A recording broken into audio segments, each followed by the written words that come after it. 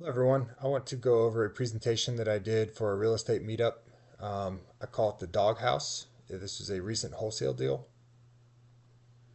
So the agenda was first I want to talk about the deal. It was like I mentioned, it's through a wholesaler, so I wanted to explain how it was advertised and then how it actually went down, what I did to renovate the property, and then how it resulted or what were the numbers. So here's the deal. It was in Liberty. It was a area that I was targeting, looking for a property there. This popped up. I went and viewed the property, bringing this with me. It met a lot of the criteria I was looking for, and I was actually pretty happy with some of the things, like for example the brick and the metal roof. Those are things that are long lasting and low maintenance. So if you're going for a rental, that's something that is great. The downside being where the doors and windows are pretty much going to be there forever. It's not always great or easy or inexpensive to change those things. So I just wanted to do a walkthrough, make sure that it was the right floor plan, and trying to really determine what are those expenses going to be. They're asking 93,000. They expected it to be 185,000 when it's all done. One thing that I immediately looked at was saying, well, in that area, it should be more. So the wholesaler was not local, and so that was one of the advantages I have had in that because I'm my local knowledge. Sometimes they get it wrong the other way, and that's especially important to figure out or to know ahead. The square footage, 1,300. Take a look at that. Remember that. I'm going to talk about that in a second. It has a carport, 1970. So in my head, well, think what's the wiring look like? Does it have asbestos? Things like that. Lot size, half an acre. That's great.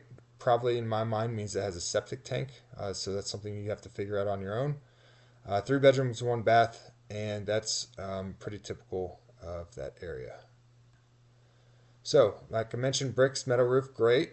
Actually, it was only 1,026 square feet when I walked through, which is something that can really kill a deal if you don't get that right. Terms, we I gave an offer. It was they need to move out in 30 days, and I gave them 50% down, so they could find a different place, hire movers, whatever they need to do to make it a smooth, easy transition for them. And then once it's broom clean, I'd give the remaining 50%.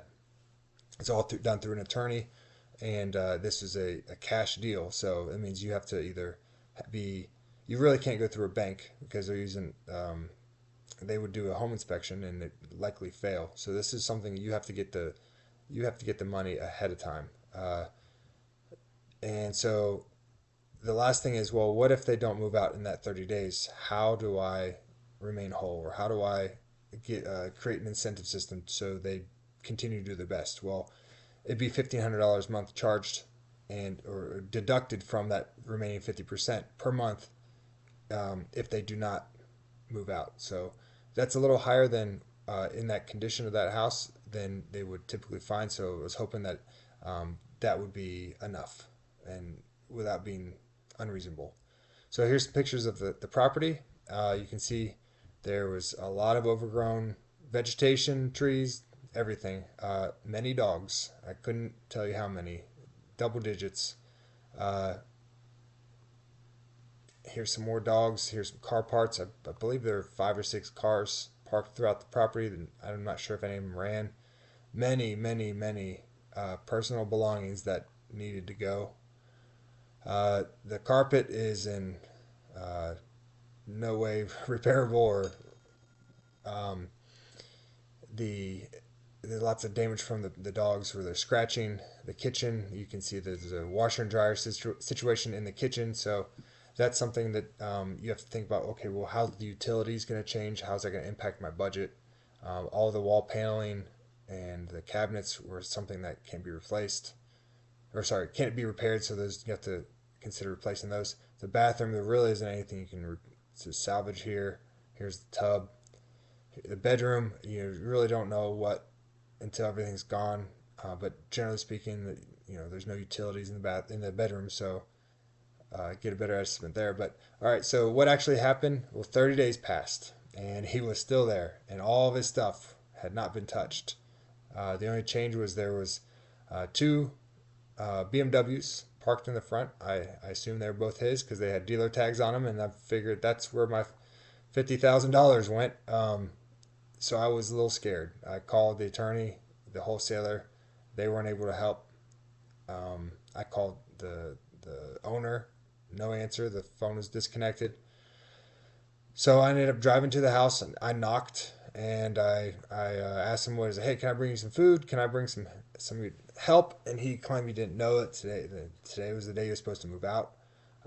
So he was not in any hurry. So I really just pushed as gently and as kindly as professionally as I could. And one way that I could just describe it, and it's probably uh, less true than it is, but it's kind of funny. Is Roadhouse. If you ever seen that movie, you got some rules that are kind of ridiculous, but it's really along the same lines. It's getting them to say yes, working on the next yes, just remove obstacles, just keep having discussion of what can I do, how can I help, be there as a servant, as to help them, give consistent pressure, and if you need to, be available 24 hours a day. For in this case, it took 3 days. Uh, Say, hey, I've got people to help you. I've got a truck for you. I've got all you got to give is me an address and I'll drop it off for you. And just show that you're not going to give up. And eventually, the owner started relenting and accepting help, and they was finally able and willing to leave as per the contract. So the last step was actually him sitting on the floor with his TV propped up by his feet with beer bottles all over the place. And he signed on that last slide. You can see he signed, "Yes, I'm done. I'm out. You can change the locks."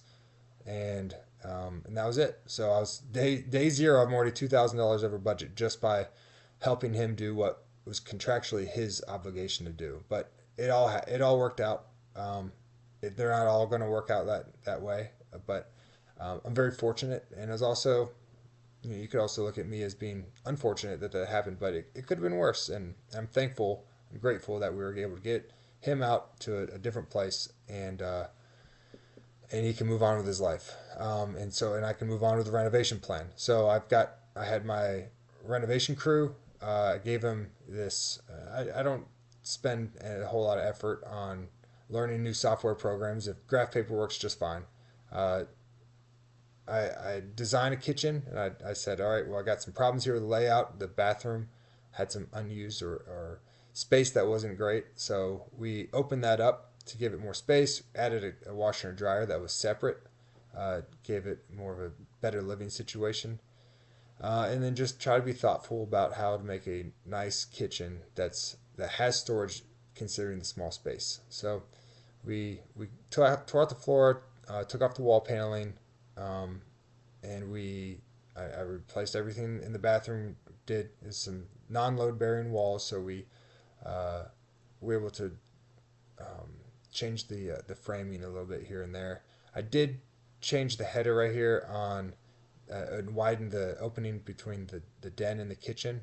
I didn't want to go too big because it is load bearing right there, but just open that up just a little bit.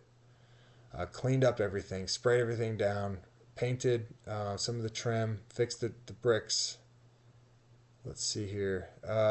We've got LVP flooring throughout. The bathroom is actually LVP2, although it looks like tile. Do the same thing for every house. I do agreeable gray walls. I actually like to do the crown molding. It's an expense, but it uh, it makes it look a lot more quality, and it ends up being pretty close to the same because the workers, you have to think about the labor and that those corners on the with the tape and getting that perfect called cutting in with the paint. They prefer doing it this way.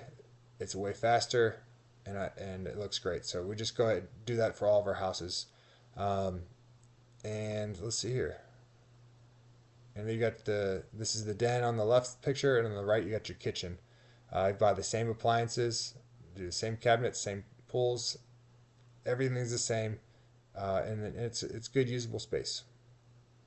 All right, so the result: purchase price, I got it for around 90, cost around 160, which is a lot more than I expected, but the appraised value came in higher than their estimated 185, so that's great. Like I mentioned, this is a wholesale deal, so you need private money or cash of some sort. So we came up with a 75% loan to value. So it's about $160,000 of an interest only loan for 1 to 3 years. Um, and at that point, then you can convert to a DSCR or just extend it with a lender if the rates and the if it makes sense for you. So monthly rent that I was collecting once I got a property manager involved is 1550. Operating costs are just under that, leaving about $128 of cash flow. And I call it walking around money, but it's really, hey, I showed up. We got this deal done in 3 months, and once I was able to pull out the investment, I was actually grabbing 10,000 more than I started with. So that is great, and it'll continue to appreciate. It is by far the worst house on the street, and the neighbors came by afterwards and thanked me and were very grateful. They said you can't imagine how many nights I've stayed up listening to all those dogs barking, all the trash, and nothing. No one did anything about it, so they were very grateful. And then the result is, what did I learn? How can I share this story with others to help them along their journey? It's know your market, don't trust anyone's numbers, and also question your own. And this is where you find experts, maybe brokers or property managers in the area who can who you trust. You can say, hey, I've got this deal I'm looking at. I'm looking at these numbers. What do you think? And do they agree or disagree? And then have that discussion. Um, have a strategy, have a budget, and then I like to say cut it in half and double it. So your strategy might say, hey, it's going to take me a month and a half. Okay, plan for 3 months. All right, I expect to be $30,000. Well, expect for 60,000. So uh, always be kind, but stay hard.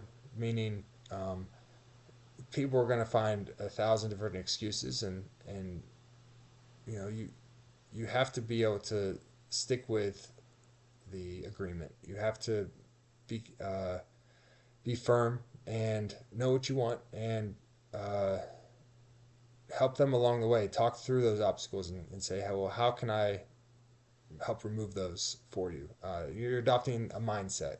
And the mindset for me would be, and I like these two of my favorite movies, not maybe the top 10 for sure. You got Kelly's Heroes, where they said, there's you're gonna have some weird stuff. You just have to have positive mental attitude. The other one is Cool Hand Luke, where he's just, hey, the world's gonna give him some punches, and he's either too dumb to quit, or he just removes that quit out of his vocabulary. So that being said, just have unrelenting, gentle pressure and an unwillingness to quit. You don't have to be smart, intelligent. You just can't quit, and if you keep taking steps forward, eventually you're going to get there. And I'm a great example of that. There's nothing special about me, but if I can do this, and you can too. And then the last thing is kind of another humorous thing is investments are like haircuts. If you get a bad one, you just have to wait around a little bit, and it's going to look just fine. So thank you for your attention, and I appreciate you watching the video. And if you have any questions, please reach out.